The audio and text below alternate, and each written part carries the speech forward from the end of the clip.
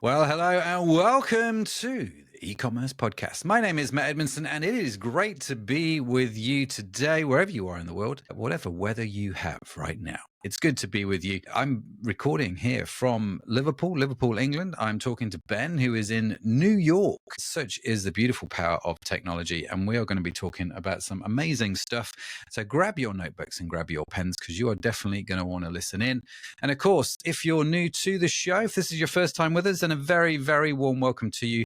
It's great that you're with us. Really excited when new people join the show. And we see the numbers every week going up and up and up. I don't quite know why, but you guys like the show and it's wonderful and it's awesome. So thank you for being a part of it. If you're new, stay connected with us. And of course, if you've been around for a while and you're a regular subscriber, you're an absolute legend. Just want you to know. Thank you for helping us do what we do. It's great. I get the opportunity to talk to amazing people like Ben. And it's all because you guys keep listening to the show. So thank you so much. If you want to know more about the show, you want to catch up with past episodes, you want to find out more about today, about our guest, show notes, links, all that stuff will be on the website at ecommercepodcast.net. You can go and find it out more at ecommercepodcast.net.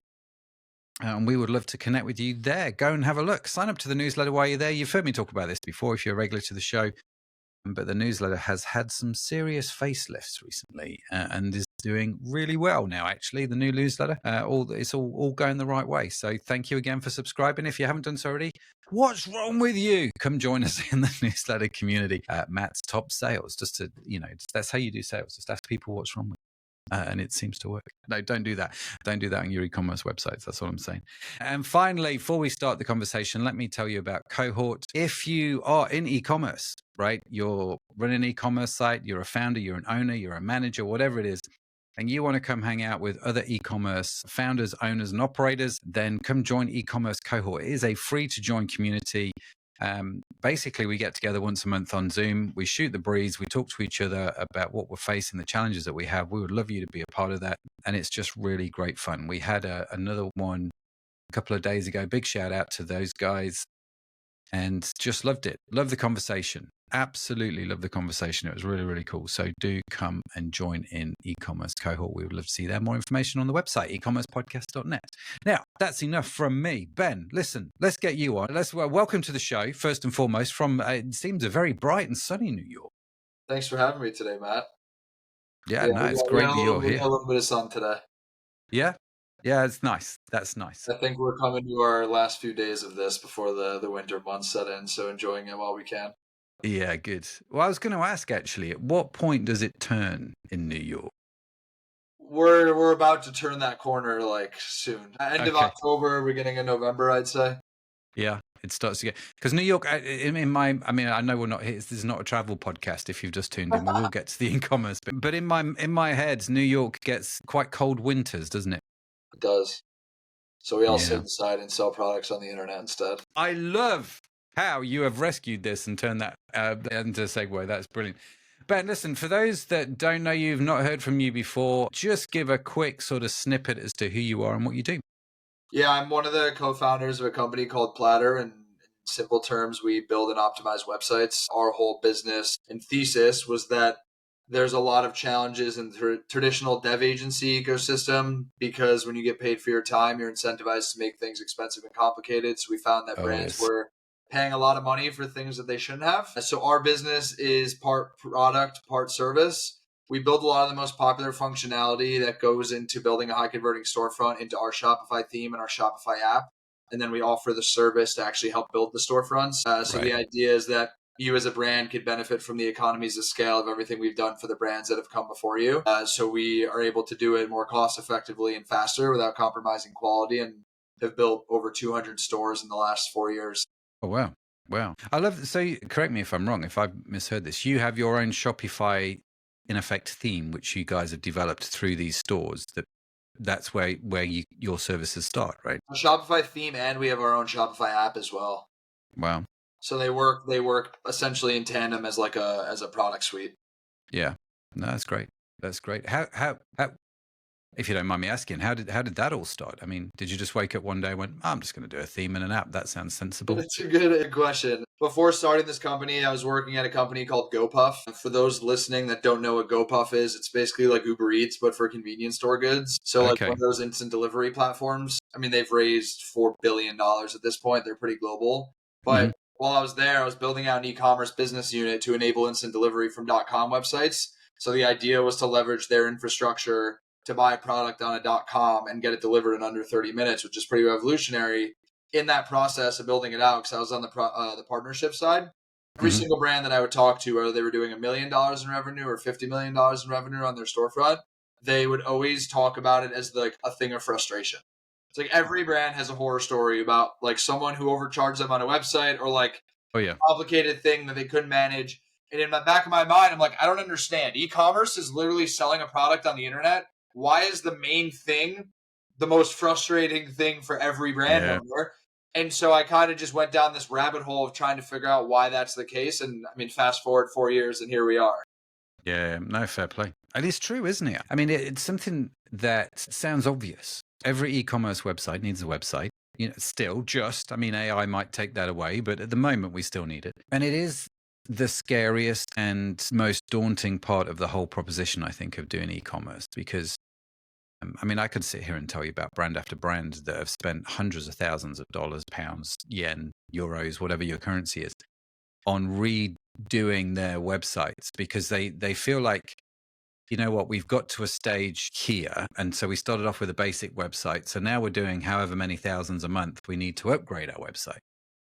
And at every joint in that process, there's a story where people have got it very, very wrong, very wrong. And it scares a lot of folk. And I'm with you. I'm like, I come to people and I'm like, well, who did your website and how much did you pay for that? And I'm like, goodness me, that's a lot of money. Now, I don't do websites. I don't have a web design agency. My hat's off to anybody that does, because that's a hard road to go down, let me tell you. So why, I guess, let me ask you this question, because there are people listening to the show that who are just starting out, who may also be thinking of replatforming. So why Shopify? What do you love about that platform? I mean, Shopify, for starters, it's like I don't think it's a coincidence that they're gaining the market share that they are and continue to gain, right? So many brands are moving over to Shopify. I think they've done a really good job of capitalizing on like the ecosystem infrastructure, of recognizing that there's a lot of things that go into building a brand, and there's a lot of different ways you can go about building a brand. And if you don't give access to tools to allow different brands of different shapes and sizes to be able to be successful on your platform, it just doesn't work. And I find that when we talk to brands that are on other platforms, because a big part of what we do is replatform people over to Shopify, oftentimes it comes from a place of like, we're limited, we've like hit our cap on what's possible here. And then you hear that a lot of the things that they've wanted to do on their storefront, they end up like building custom themselves, because there's not like out of the box tools or apps that are available to do this in a more cost effective manner. And so to your point, I think what solves your problems to get you from 0 to 1 million is not the same that gets you from 1 to 10, 10 to 20, so on and so forth. And so I think Shopify is probably the best platform out there for e-commerce that will allow you to evolve with your business without feeling like at every entry point you have to like redo everything. Yeah. Every time we talk to a brand, that's I would say the most challenging part of our business is very rarely do I get on the phone with a brand in the context of working with Platter and they're coming from like a good place where they're like happy and excited. It's always like frustrated and pissed because they spent too much money here. This thing stopped working. Like they don't know how to get to the next, rung on the ladder, so on and so forth, which is like one of the challenges that we face. Yeah. Yeah, no doubt. No doubt. Well, let's dig into it then, because obviously you've got experience here and, this is about e-commerce, and obviously a key component of e-commerce is your website. So if you could wave a magic wand, right? One of my favorite questions, Ben. If you could wave a magic wand and by waving that magic wand, you would solve the biggest problem that most people suffer. What would that problem be that you experience with your agency, with Platter, with what you see going on? What's the biggest thing we're all doing that's wrong that we should fix? I think people underestimate the beauty of simplicity. Ooh, I love that. Right. I think that lesson can be applied in a lot of different ways, but what we find is that a lot of brands we work with whether it's like how they construct their customer journeys or how they decide technically how they're going to build certain functionality. It's like stripping back complexity. Very rarely have I met someone who's done that and like regret doing it, right? Like oftentimes we run into, we'll talk to a brand that's doing $20 million on their storefront, and they had over the last 7 years 5 different agencies, 7 different freelancers, and 150 apps installed and deleted all on the same storefront. It's like, what do you think happens when the next person tries to go in and touch that? It's just like a spider web of shit, and it's really hard and really complicated, and you don't know like how the wires are crossed, and if you change one thing, what's going to happen everywhere else, right? So that's like on the technical side of things. And then on the front end side of it, in terms of like consumer journey, I talk about this as like give your website to a 7-year-old and a 90-year-old and like see what happens. Yeah. It's like the idiot proof test, because the other piece I would add to that is people are 10 times less logical than you think they are. So all because something is obvious to you, you have to understand that it's obvious to you because you live it every day and you're doing it all the time. It doesn't mean it's obvious to the people that you want it to be obvious to. So like we always run into things that are way more complicated than they need to be. And I think the value that we've been able to provide to these brands is essentially synthesizing all the information and learnings from doing this 200 times over to be able to like consolidate this into a very simple process that is a lot of complex information that is distilled down, and it gets to a point where like, oh, that makes a lot of sense. But obviously you have to get to that point of like taking all these learnings and making all the stupid mistakes. I think a lot of brands would be way better off if they just think about like, how do we simplify things? It's not rocket science. You're trying to get someone to come to your website and buy a product. Yeah, exactly. I don't know if you've ever come across the podcast Founders. It's quite a well-known podcast. The Founders podcast with David Senra. I think that's his name. I can't remember his name, to be fair, but he basically reviews books, doesn't he, that he's read? Yeah. And he just started his own podcast where he's actually interviewing people now. It just started like a month ago. It's like the biggest. Okay, well, I need to get into that. Yeah. The reason I mentioned it, I was just listening to the Founders podcast, and he was talking about Elon Musk, right? And Elon Musk's algorithm, which basically, from what I understand, is shout at people a lot and delete and simplify. And Elon Musk is famed for, and regardless of what you think about Elon Musk, from a political point of view, that from a business point of view, he's obviously achieved something quite unique. And his whole thing, from what I understand with SpaceX, with Tesla, is the unrelenting passion to simplify and to delete stuff that is unnecessary, whether it's a part, whether it's a process, whatever it is. And I don't know how you feel about me comparing you to Elon Musk, but it's one of those things where anyone's ever said. But in essence, the same thing, isn't it? It's the simplification of it. But in essence, simplifying actually becomes complex, doesn't it? In the sense it's just very complicated to simplify is the way that I phrase it. Yeah. I think that the journey that I've witnessed, even for myself as an entrepreneur, I think when you're inexperienced or you lack confidence, you try to sound smart and you try to complicate things as a way to like seem intelligent.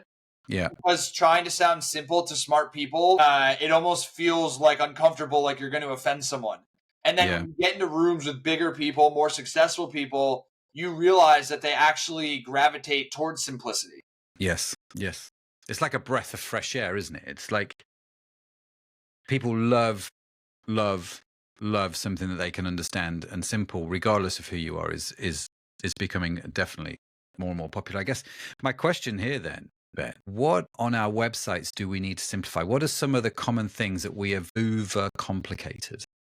Yeah, I mean, I think one of the biggest ones, which is a big reason we exist, is adding way too many like small little widgets into your storefront to accomplish like very specific things. It's like a very big challenge when you start to scale as a business, right? So the way that I think about it is I think the Shopify app ecosystem is great because it gives you everything you need to get started. But one of the challenges with it is that a lot of these apps are features, not products. Right? So if you're just piecemealing together a bunch of these apps that are actually just like point solution features, you end up having a lot of different single points of failure within your storefront. So if one thing breaks, it's like, well, which one was it and what happened? And like, what's the chain reaction that comes from that? Yeah. So I think the power of consolidation is very underestimated in this ecosystem. And it's something that we really prioritize. And to be honest, I think that's why our value prop really resonates with people. So our whole thing was like, I'm going to build a Shopify theme and I'm going to build one Shopify app and I'm going to try to pack a lot of functionality into that product suite to allow you to consolidate a lot of these point solutions that you're using. So not only will it require less custom code, it's going to require less third-party apps, but it's still going to get you to the same place. Yeah. Right. So you have like the back end operational complexities that people bring upon themselves. And then I think on the front end side of it, we have a lot of brands who like try to be novel and unique, but like I'm a huge proponent of expediting your learning curve by looking at other people who've done it successfully. Yeah. Right? Like if I were launching a supplements brand tomorrow, you know what the first thing I would do would be? Go look at the 10 most successful supplement brands and see what they're doing. Yep. Don't like overcomplicate this. You're not doing something that's novel. Your product can be novel, but the way in which you get someone to buy your product does not have to be novel. Like there's a lot of proven like purchasing patterns based on SKU counts and price points and industry verticals that we know to be true. And so I think by trying to be different is actually a really bad challenge or a really bad like habit for a lot of brands. Yeah. Yeah. No, I'm making lots of notes as you're talking, but and you're preaching to the choir in many ways. It's I guess this is the downside, isn't it? I suppose of Shopify and the way that they've built their system, and almost a little bit like WooCommerce, is it's easy for people who don't know code to get started, but therefore it's easy just to add more and more of the widgets without really understanding the implications of those widgets, right? And I've definitely seen some widget-dominated Shopify websites, let me tell you. It's the most extraordinary thing. And I get what you're saying about the single point of failure. That makes a lot of sense. The other thing I've noticed, I guess, with all of these widgets, it's just another thing, and it slows the site, and it makes it a little bit more cumbersome. And, simplification actually makes your site faster, and speed is one of those, to quote Jeremy Clarkson, is one of those things we need more of, right? I'll give you one anecdote that I bet you there's at least one brand founder listening to this podcast that doesn't know this. So when you install an app to your storefront and then you delete it, do you know what happens to the code that was injected into your storefront from that app that you installed? It stays in your store. Right. So they just comment it out. Yeah. So it's not like just hitting delete doesn't actually remove all of the aspects of it that slows down the store. Right. Because like to your point, a huge thing, and it's a really popular topic with brands that we talk to is everything around speed. Yeah. Right. It's page speed, it's loading speeds, it's attributing drop off to that. And so we have to be very educated on like what are the things to look for around how do you optimize the storefront in terms of like page speed, right? And it's how much extra code is in there, what is the architecture of the storefront in terms of like what's loading first.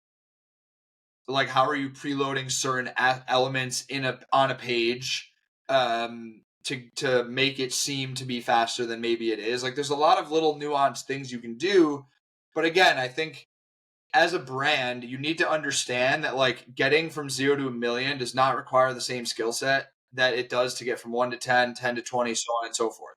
And so like a lot of these things you're talking about, there's nothing wrong with like doing that to get started. Right, like if I talk to a brand who's like a new brand, they're a bootstrap brand, and they're coming to us, I'm like, not necessarily are we the best solution for you today. Like, go get an off-the-shelf Shopify theme. Like, go download a couple apps. Like, validate that people actually want your product. And then when you want to get sophisticated and get to the next level, then you can start to explore different solutions. But I can tell you that like the solutions that we're bringing to a brand that has 4 SKUs that is doing $2 million in revenue is not the same as the solution for the brand doing 20 million in revenue that has 1,000 SKUs on their storefront.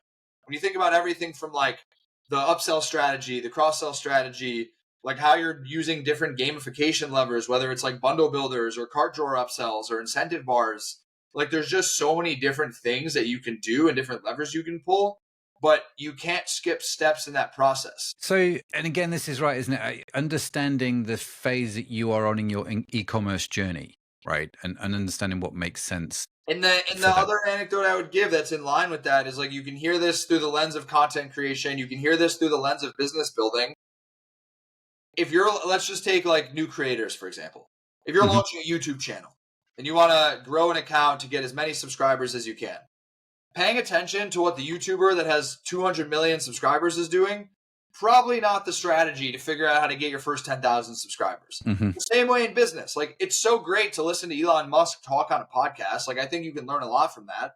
Mm-hmm. But like, if you're a pre-seed startup trying to figure out how to get to like revenue, listening to the guy that's trying to figure out how to like build life on Mars is probably not like the best use of your time to like find applications to apply to your business. And so I think that holds true in like this world as well. Like, you know, you have the founder of Hexclad and True Classic and these massive brands, and they're amazing people that talk on the internet, and you can learn a lot of do's and don'ts from them.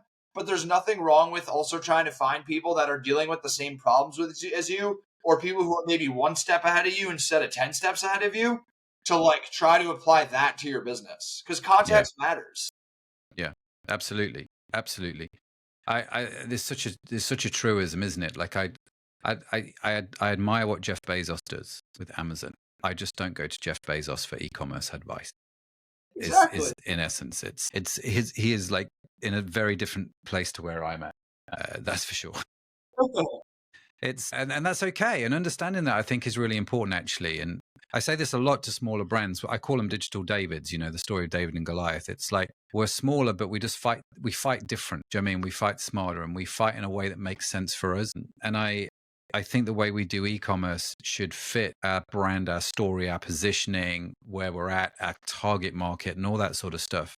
And if you do that really well, you'll have a really successful business. I've just seen too many businesses fail where they've tried to be like another business, if that makes sense. They lose who they are in that story. Yeah, and that's where they lack the context. Like, if you're trying to take a really large brand in a category and emulate what they're doing, but they're doing $100 million in revenue, and you're trying to get to $1 million in revenue, like, you can't use the same strategies that they're using. Yeah, not yet. You'll get there. Not yet, but like you can't skip the first 10 steps. Is kind of the point. Yeah, absolutely. You're totally right. The policy has always been the same. But when you listener, when you do get to 100 million as a result of listening to this show, then fly your jet to Liverpool, pick me up. We'll fly to New York. We'll pick Ben up, and dinner's on you. Right? That's just the deal we have. Love that. So, okay, we simplify the widgets. What else can we simplify? I think the actual buying journey, one exercise that I love giving to brands is going to their own website and counting the number of clicks that it takes for them to actually make a purchase. Okay. So what we find is that a big reason for drop off in the conversion funnel is adding a lot of friction to the buying process. Mm-hmm. Right. So you have to understand your product and your category. You have to understand, are you something that caters more to high intent shoppers or more exploratory shoppers? And for that reason, you need to know, like, what are the different levers that you should make available to them. So my example for you would be like, if you have a hero product that accounts for 95% of your sales, like, why not put a CTA on the homepage to let someone buy that product immediately, instead of making them go from the homepage to the product page, to the cart page, to the checkout page, to then make the product. Yeah. So I think that's like a really good exercise. And then I think the other thing, and this is where we specialize, is really around gamification. So our main ICP is brands that have medium to large catalogs, low to medium price points. So think like supplements, household goods, accessories. There's a lot of brands that just leave a lot of dollars on the table in terms of like AOV opportunities, which is all grounded in consumer psychology and gamification of the storefront. Right. So the idea of putting like an incentive upsell bar. So this is actually a really, really interesting anecdote. We did a study with two of our brands like 2 weeks ago, and we pulled all of their historical data and basically built like their cohorts. Right. So we have one brand, they were selling, I'm just going to change the category just for the sake of anonymizing it. They're selling like an accessory product, right? And what we found is that they had two main cohorts. One was buying last year's accessory, which is like $25, and then the new one, which is this year's accessory, which is like $75. Right? So why were they setting their incentive bar for like free shipping in their cart at like $60? Like, you have to actually, like, you should look at the math of your cohort data to know, like, where should I actually put that number, and like, what is the lever that I can actually pull to get someone to do that? Because we know on average someone's spending either 25 or 75. Like, if I have $54 in my cart, that incentive bar should be at like $74 or $75. Right? So it's just that a lot of people just like throw an incentive bar on there, like, oh, it seems like another $20 on my AOV would be great. So like, let's just put that number on. But like when we start to work with a lot of these brands, you can do a lot of cohort analysis to understand like what are the actual buying groups, and like how can we use data as much as possible to figure out like which product should I serve to you as the next thing to add to your cart based on your behavior, and like what is the threshold number to unlock an additional incentive. Right. So it is pretty technical and there are nuances there. But I say that because there's a lot of brands that are doing a lot of revenue that have done the hard part, which is like we built a brand with products that people want and we're getting people to come to the website to buy. Part two of that is how do we now just optimize that and maximize the amount of money that people are spending when they come. So like a metric that we think about internally that isn't necessarily like the mainstream metric out in e-commerce is revenue per visitor. Okay. Right. It's so a good metric to track. How can we get the most amount of money from each individual that is coming to our site? It's a little different than AOV, which is just like how much is being spent. And it's a little different from conversion rate, which is like how many people are actually buying. It's how much is being spent by the person who is buying. Yeah. It's a really interesting metric, revenue per visitor. Actually, now you've brought this up, Ben, I do want to highlight that a little bit. It's one of those metrics that, like you say, rarely gets talked about, but I think it speaks to a lot of things. It speaks to average order value. It speaks to your conversion rate. It's all sort of tied in that number. And if your revenue per visitor is going up, you can understand why, what's causing that to happen. But it is an indicator, I think, of lots of things going well, usually. Yeah, or the opposite, right? Or it's a way that you can actually analyze what's not going well.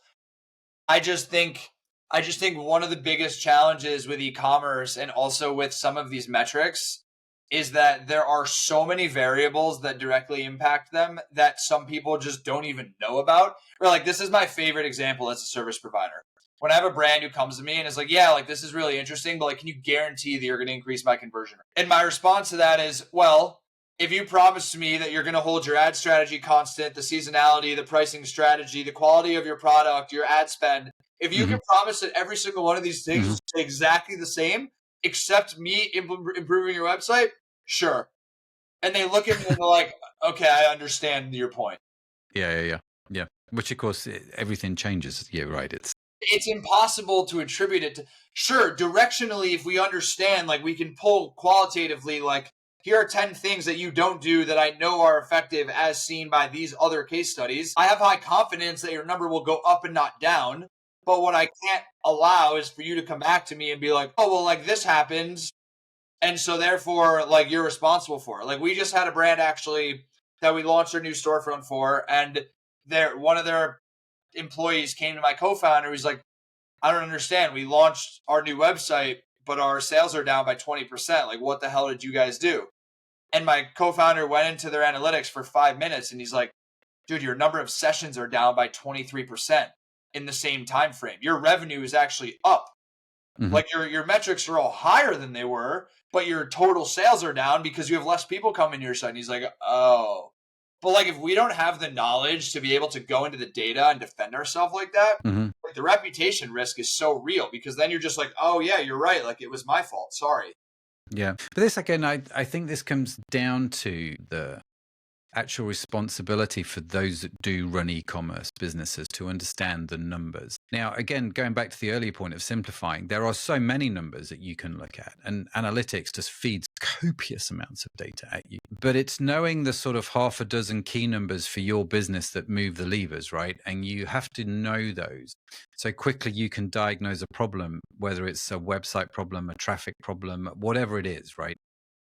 If you own an e-commerce business and you don't know those numbers, I think that's more on you than anybody else, because I think that's actually the responsibility of the owner to know them and to understand them. Not to heap condemnation on anybody, but I'm quite passionate about that, right? Rather than just going to the website, going, my sales are down, that's your fault. Actually, is it really? Can you say that from the data, yes or no? And not some obscure little bit of data in the far-flung corners of analytics that you think is going to help your argument, but actually the main bits of data. Know them and know them well. And just keep it simple. Don't get overwhelmed by it, but have half a dozen metrics that really help you. I think that's also back to the point that we made earlier, which is like the things you need to focus on as a brand doing $1 million in revenue versus 10 and so on and so forth. It's like there's different levers or different metrics that you should be paying attention to, likely to get to like the next rung on the ladder. And so to your point, like simplifying what those are is very important. Like I don't even remember what the metric was, but I was at a conference in New York a couple weeks ago, and there's a guy that I'm friends with. He runs a holding company called Peak 21. You might have heard of it. It's a holding company of a couple brands. They do multi 9 figures a year in top line. And he was talking. I was standing there just listening, and he was talking to another brand founder doing like $3 or $4 million in his brand, and they were talking about his ad account, and he was just like talking about like the metrics to look at, the way to think about it. And I'm like, just listening to this conversation, you can tell how obsessed this guy has been with like knowing every single thing to look at based on like where his business has gotten to. And now that he does hundreds of millions of dollars in revenue, he knows that the things he's looking at and thinking about is not the same as when he was doing $3-4 million. But again, he didn't skip the steps to get there. So he can very easily tell you, like, if I'm doing 0 to 1 million, these are the things I should be doing. If I'm doing 1 to 10, so on and so forth. And so just like listening to someone who can talk to an operator who's way behind them, again, it's like he's not Elon Musk, but he's a couple steps ahead of you. Those are the people you want to be listening to that can help you get 1 or 2 steps further along than where you are today. Yeah, so true. And let me, whilst we're here, Ben, just give a very shameless plug to Cohort, which is what this is all about. So come find out and join us in Cohort. So one of the things that you took, if I can just rewind slightly, Ben, one of the phrases that you used earlier that I just want to come back to was clicks to purchase, and obviously simplifying clicks to purchase. What kind of things have you discovered there that make sense, that are maybe, again, just common mistakes that everybody's making, things that we should look at?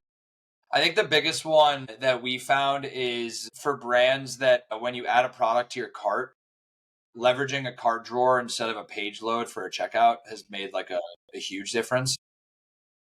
Sorry, Ben, just for those that don't know, just explain what you mean by that statement. Yeah, so if you're on a product page and you click add to cart, there's typically 2 different mechanisms that unfold after you click the button add to cart.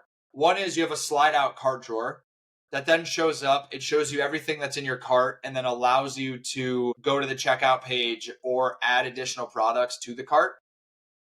The other option is the second you click add to cart, it takes you to a separate page that shows everything in your cart, and then you can click checkout to go like pay.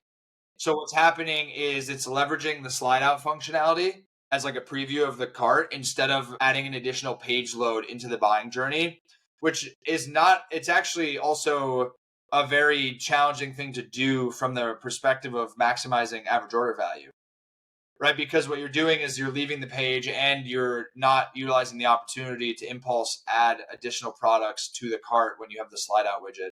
So we found that to be like a very, very effective one. I think 100% of our brands use a cart drawer mechanism in that buying journey.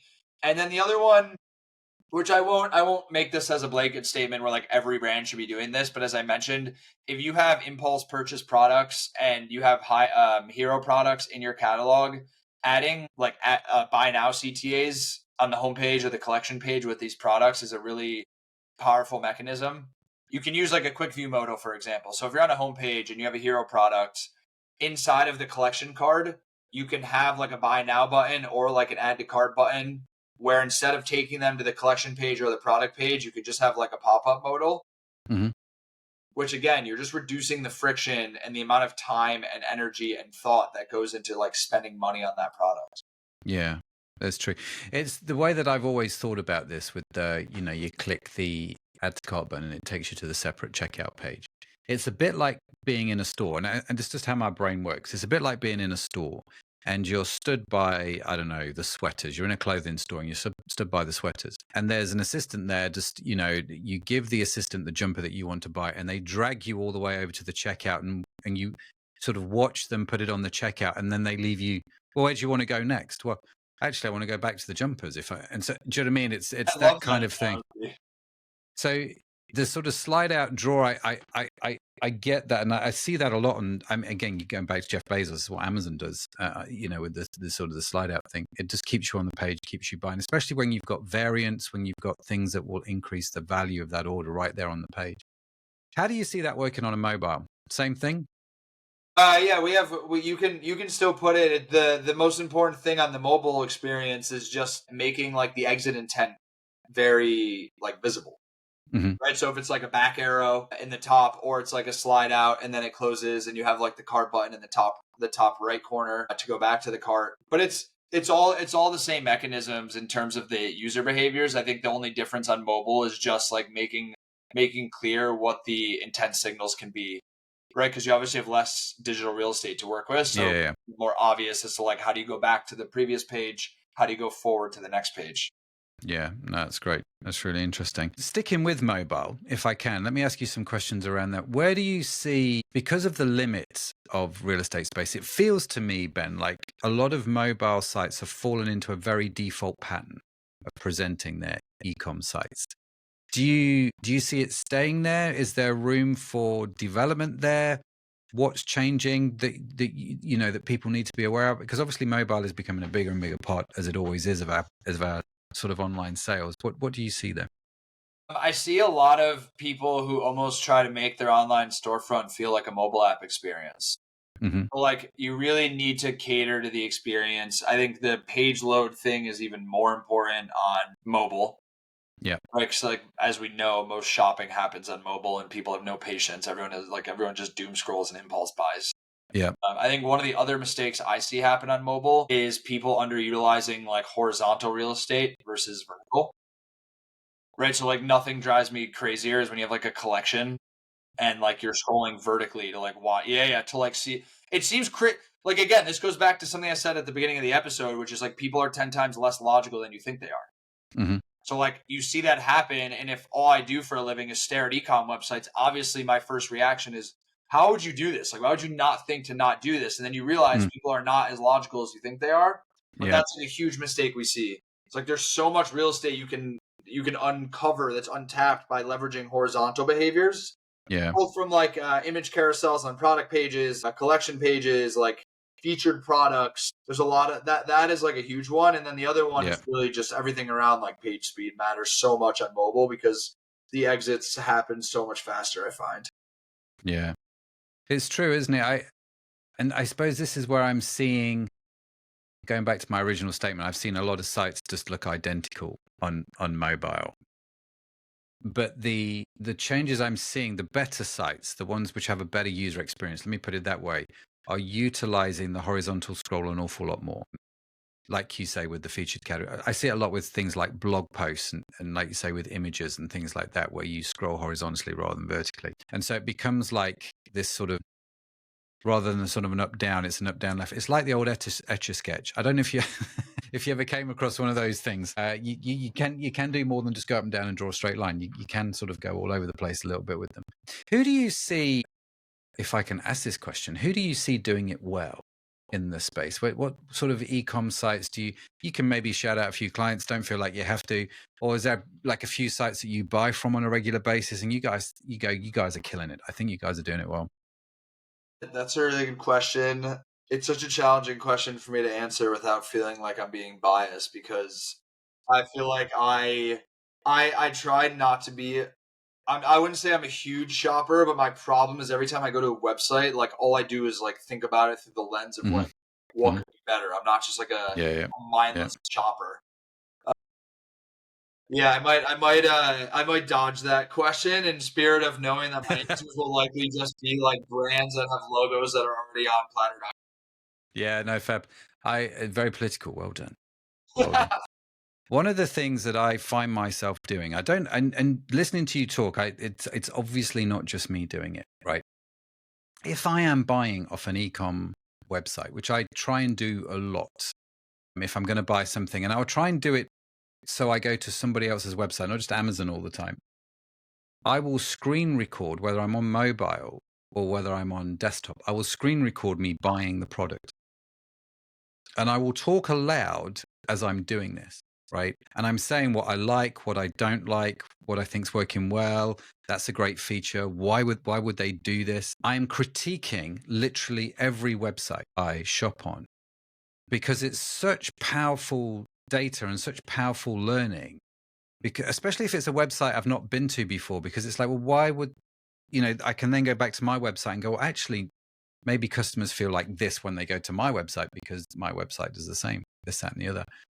And I think I've not quite, I've not quite convinced my wife that this is a really good excuse to buy whatever I want online whenever I want to buy stuff. But you can, I think, turn everything into online. You can turn it into a big sort of learning experience, can't you? And go, what have you learned from it? So I haven't gone to the extreme of actually like screen recording when I'm shopping, but I'll give you a funny story because this is actually one of my favorite anecdotes since we started our company. A couple months ago, one of my co-founders' girlfriend texted him and was like, "Hey, I was trying to buy this product from this website, and I literally couldn't buy it. Like, you guys should work with them."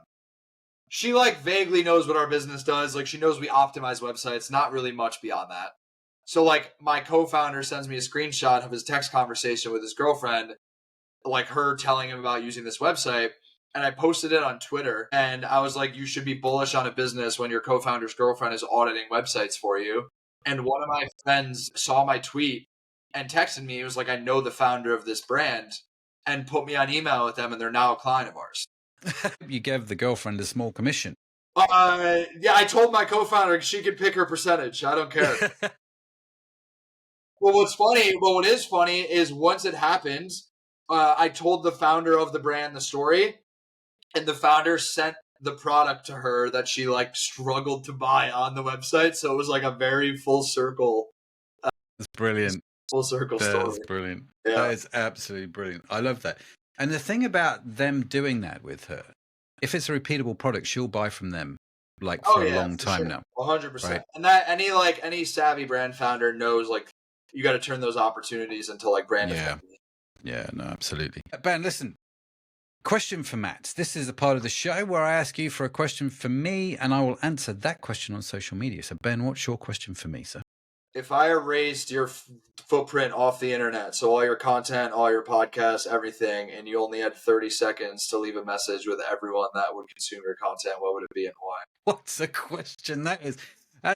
Okay, was that a question you just made up on the spot, or is this something that you've been asked before? I saw this question asked to someone one time, and I was like, "Holy shit, that is so profound!" And I haven't had a chance to do this, so I'm very glad you gave me the opportunity to ask it. Okay, so I'm going to take 40 days now to think about answering that question. One of the things, this comes back again to the complexity of simplifying. You've got 30 seconds. It needs to be simple. It needs to be, succinct, doesn't it? But it's complicated to do that. Brilliant. Ben, listen, man, honestly, love the conversation. I feel like we're just getting warmed up, if I'm honest with you. I feel like we've got a long way to go. But if people want to find out more about you guys, what you guys do, want to reach out to you, what's the best way to do that? Yeah, you can find all the information about our business on platter.com. That's Platter. And then my email is ben@platter.com. BEN. Happy to jump on the phone and help and talk. We will give free audits to brands that are looking to improve their websites. And then if you're interested in my content, I'm most active on LinkedIn, just @BenSharf. Fantastic. We will, of course, put all of those links in the show notes. And we were saying before we hit the record button, I think platter.com is one of the best domains I've come across for a while. Hats off to you, sir, for securing that deal. Appreciate that. No, it's great. It's great. Listen, we're at the stage of the show where we're coming to the end. So we have this feature called Saving the Best Till Last. Ben, this is where I say to you, listen, it's been a great conversation, but what's the very best tip you've got? The best piece of advice you can give to our listeners? You've got the mic for the next 2 minutes. Over to you, my friend. My advice is to start telling your story on the internet. I think putting out content into the world is the highest leverage thing you can do for yourself as a founder. It can be as simple as just putting your ask into the world of the problems you're having, the things you're looking to solve. I can't stress it enough. Like, all my biggest opportunities have come from embracing the cringe of posting content on the internet and realizing that like being vulnerable is something that a lot of people aren't willing to do. So it separates you if you're someone that is willing to do it. I really think that the journey goes is you'll watch someone else do it, you'll judge them, think it's weird, you'll then try it yourself for the first time, people will judge you, and then if you stick with it, those people will respect you. you stick with it longer, those people will then envy you and ask you how you went about doing it. It's like this arc of creating content. And I really do believe that every founder can benefit from telling their story, because you never know when the one person comes across your content that resonates with it, that can change the trajectory of your life. Fantastic. And your platform of choice is LinkedIn, did you say? LinkedIn, and then I just recently started YouTube, doing like a Okay. long form build in public, a lot of different like long form videos of what it's like building a startup, and a lot of e-commerce focused stuff as well. It's on YouTube. It's just at Ben Sharf. Fantastic.